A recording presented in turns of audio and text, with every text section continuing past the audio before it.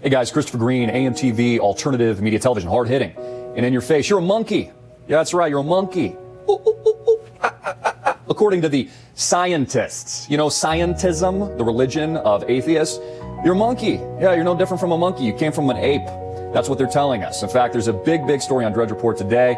There's a monkey skull that they allegedly found, and they say that that's where we came from. We're all monkeys. We're just a bunch of apes. And also, the scientific community says that we came from nothing. That's right. There was a blob of goo. It's kind of just like this muck of mud.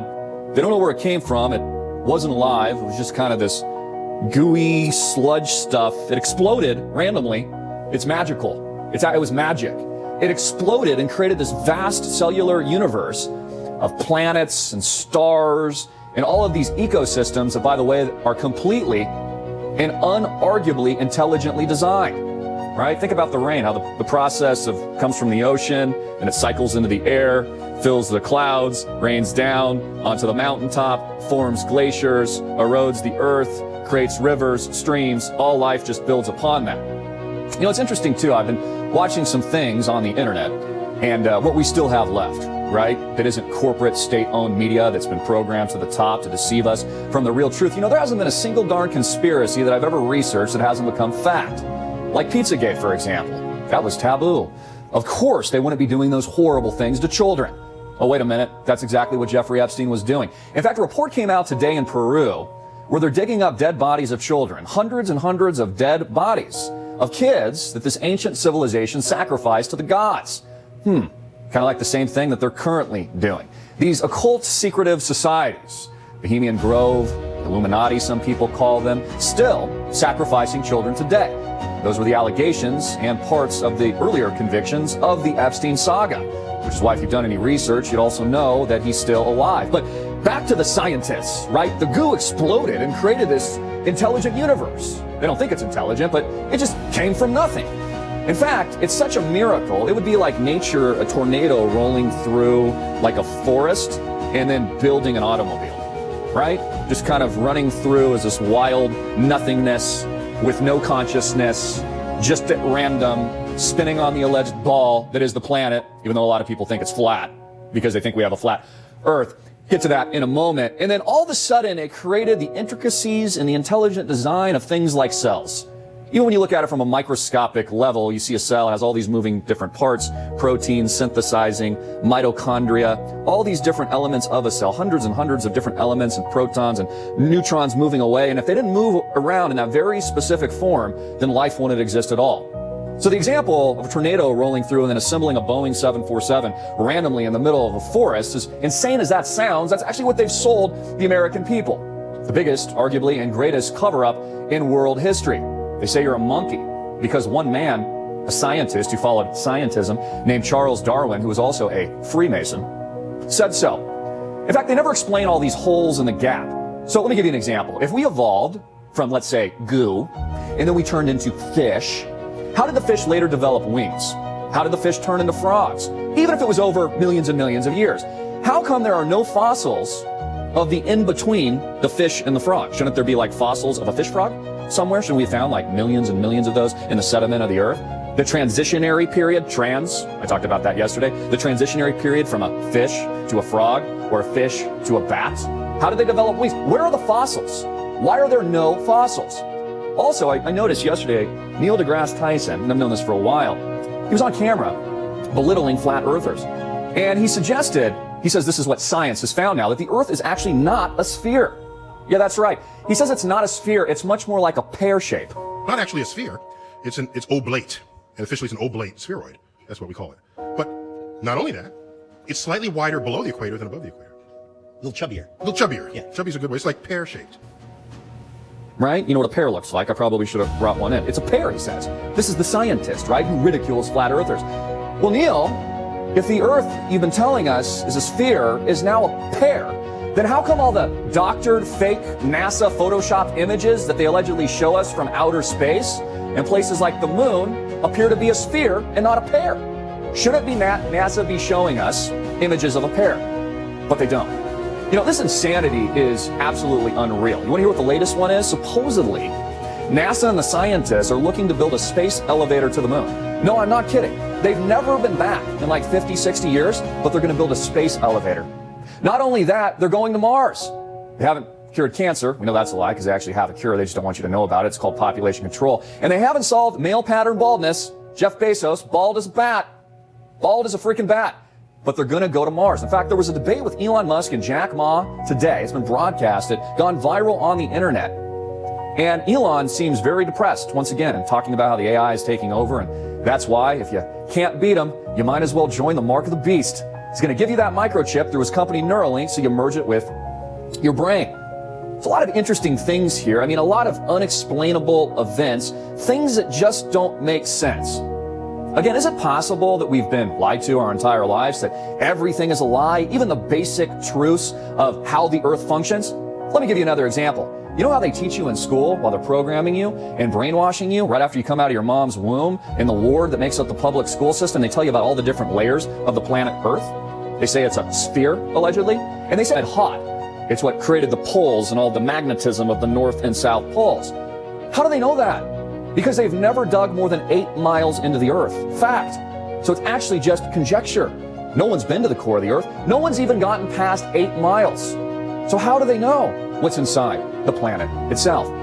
What I know, because again, you probably know tuning in as a critical thinker, is what I see with my own eyes is an incredible, amazing, beautiful, intelligent design. Whether or not it's the beautiful, intelligent design of human consciousness, thought, and self-awareness, or it is the beautiful design and consciousness of nature itself.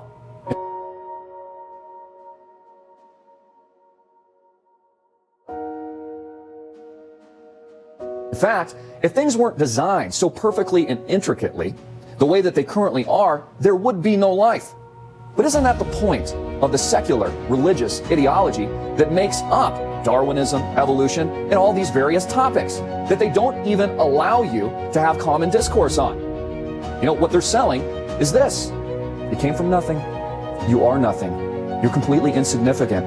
You're a goo that exploded in an ape in a vast, endless, infinite universe spinning on a freaking ball at a little bit of a tilt with endless stars and other planets and things that we've never even seen before because no one's actually been there.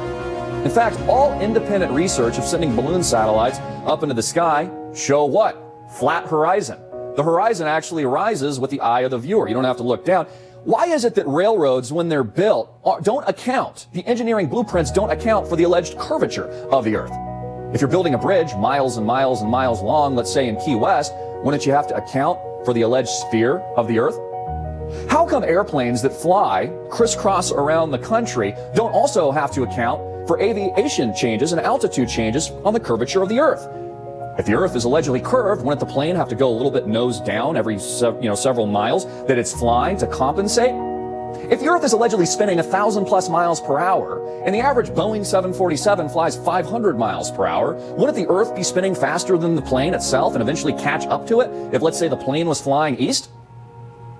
You know, when you begin asking these fundamental questions, you'll begin to understand that most of what you get on all the topics I just discussed, and believe me, there's many more, are disinformation campaigns. You want to know the biggest disinformation campaign? The Flat Earth Society. It's controlled opposition by the deep state to make people that even consider these scientific inquiry seem insane. In fact, Barack Obama, very interestingly, because if it was just a conspiracy and wasn't worth thinking about, I don't know why you'd mention it. Why don't you just ignore it? But I don't have much patience for anyone who denies that this challenge is real. We don't have time for a meeting of the Flat Earth Society. President Obama, during his presidency, mentioned flat Earth multiple times. He would say things like, we don't need to discuss or we don't need to have a debate with flat earthers or the Flat Earth Society. You see, he's telling you right to your face that it's a giant cover-up. Again, I said earlier in this video, there's not a single conspiratorial inquiry that I've made in my entire life that hasn't been true. So what, we're just supposed to take NASA's word for it? I tell you what, one thing that NASA's done a great job of is collecting billions and billions of dollars from the American taxpayer slave. And all we got is one alleged moon landing, and we've never been back. But they're going to colonize Mars. That's what they're telling us. So we live in this world where the AI is taking over, and I'm just telling you to look into this stuff, folks.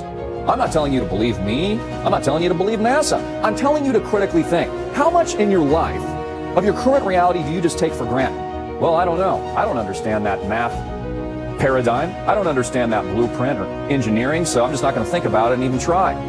There's someone else that understands this kind of thing. It's like the tax code today.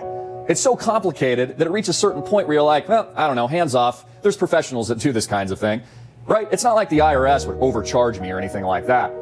See, it makes perfect sense. Confusion is the ally of the deep state. It's why they want your children's minds so early.